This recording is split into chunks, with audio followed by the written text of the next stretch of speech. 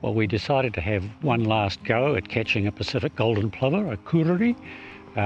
We put some nets out here and along the end, which is the pattern we followed the first night.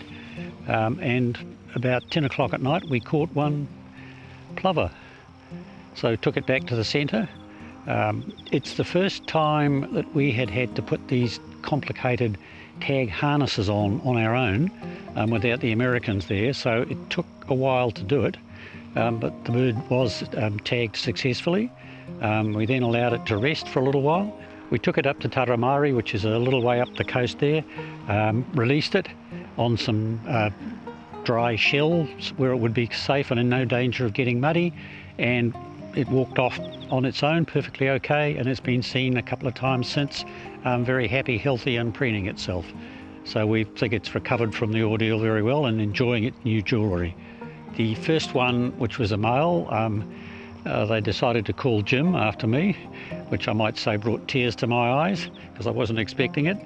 The second one, which is a female, they called Jojo after Jojo Doyle, who's the person who's led the volunteers, who spent about the last 6 months recording data on where the birds were going to try and make it easier to catch them.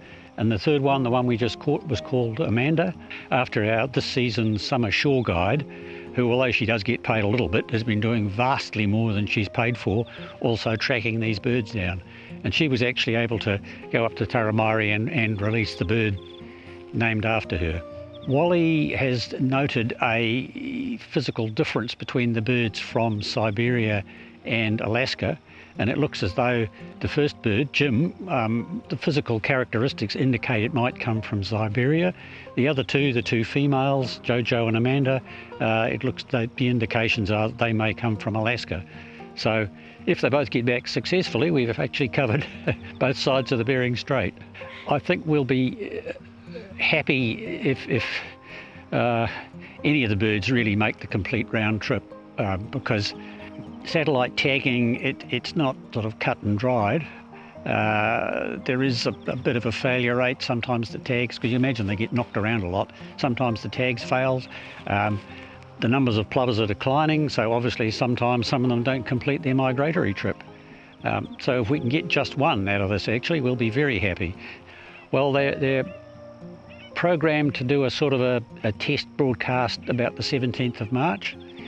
And thereafter, I think it's about every 5 days until we get into early April, which is when most of the birds take off. And then they report more regularly than that for a short period till they get to wherever they're going to stop over. The reason for the intermittent programming is so that we hope to make them last 6 to 7 months, so we can get the full migratory cycle. We can actually get them going up to the Arctic, breeding, and then coming back down here. Well, we're going to call it half time, I suppose you could say, at the moment. And you could say if we do that, the plovers are 7 and we're 3, because we want to get 10 birds and we have 10 tags. But there's 2 reasons why we're stopping now. One is that the people doing the catching, are all volunteers. They've all got homes and jobs and families, and we're actually exhausted. I mean, this tagging involves being up at all hours of the day and night, just about non-stop, and people are wrecks. And they would have been prepared to carry on, but we don't actually think it's wise. Better to let people have a break. And the other reason, which is possibly even more important, is that it is getting close to the time when the birds will be flying back to Alaska.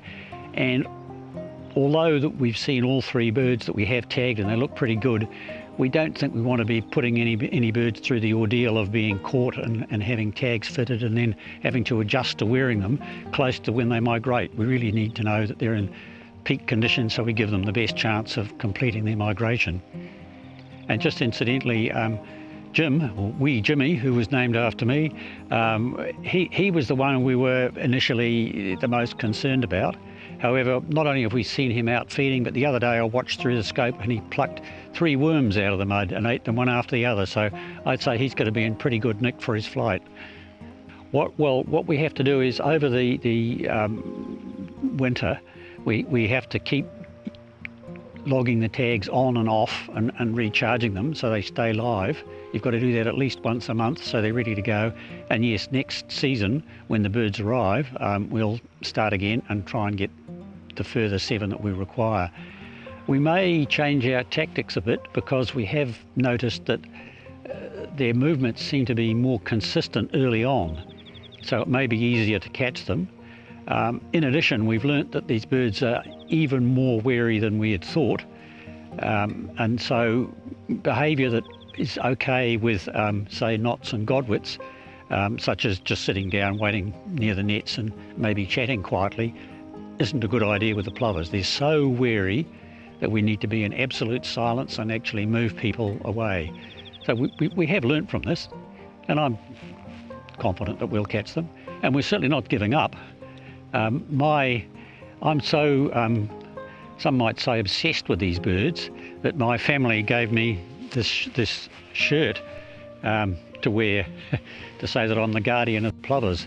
And while I don't quite go that far, I'm certainly not going to stop now. I've actually found they're even more fascinating and mysterious and elusive than we thought they were.